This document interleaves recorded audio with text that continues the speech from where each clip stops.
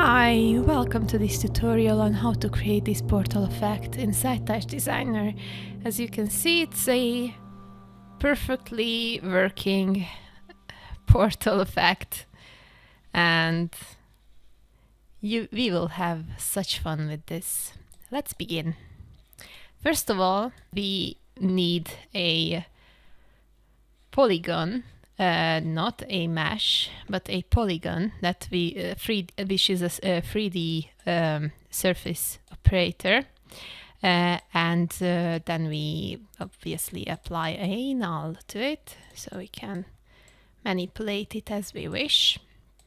And then we change nothing first on the center parameters, but because we want to set up the whole portal to work. We could start also with a sphere, whatever you fancy. I use the torus in this case. Then we have a SOP clip operator twice, because obviously a portal will work if you have a in and an outputting portal, basically. So the upper one will be or blue or the in portal, and the second, this one will be the out portal. And we set this to be the Z direction, and like the first one is everything above the plane, while the second is everything primitives below the plane. Then we go and have a transform. This will be our most used operator in case you want to move your portals, because you, via changing these parameters, you can set where your in and out portals are. I just set them there. And this is the other one. As you can see, it is bind to the portal effect, which is also primitive I used for that. It's just a circle. We can see it here. If I home this whole thing. So this is a circle that is like, I set the radius to 2.8 and 2. It's a ZX plane and it's a polygon. And I made it so the divisions are like not 40 but 80. And then we need to have two transforms, because obviously we have two portals, an intaking portal and an outputting portal. So for the inputting portal, we bind the inputting portal clipping information from the transform. I highly recommend to just go to the transform one, like from the which comes from the clip one. Go left click, copy parameter, and then go to this transform, and on the translate, right click, paste bind, and you can change it here and there. There will be copying each other. You can change parameters here or there, and those parameters which are bind will be changed on both of these instances or in both of these cases. And then the transform 5 is exactly the same. We just copy and paste bind or parameters. I use just the translate and rotate because I just plan on using those for now. And those are done. Then we have nulls, and then we have 3 separate geos. The first geo takes in the and before we have our first geo, we have a merge SOP. I just sized it differently, but it just merges up these two, so it is a one SOP. And then I have a null, and then I have a geocomp. I used PBR materials in this case, so and I. In order to have this render set up, we need a camera comp, a light, and an environment light, for which you can use a noise or a movie file in as an environment map input. And in the render tab, because I have these alpha channels and this transparency there, and I want to have my transparency. I changed the render to alpha to coverage, and also the anti-aliasing to a bit higher, but you can just leave it at that. If your device isn't handling that, it might differ. If your device can take it, then you can play with this. And then I heightened my resolutions to make it 1920 by 1080.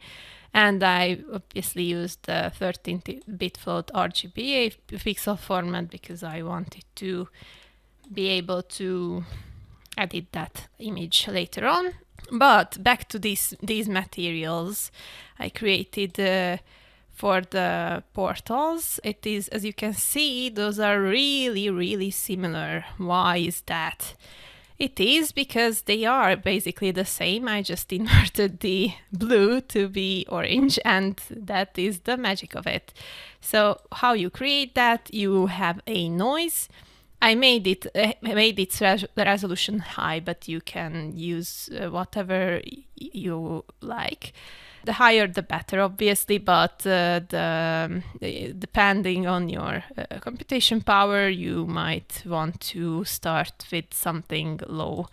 And then I changed its period, so it is rather this grayish noise. Then in the RGBA tab, I removed all the other colors. I just had the blue on.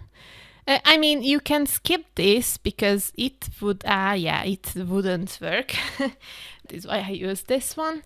You might want to have a monochromatic image, sort of, but I wanted to use just one channel for this.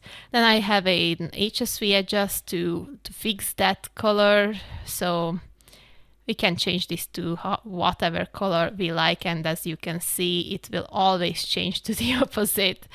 So yeah, we might wanna undo that for now.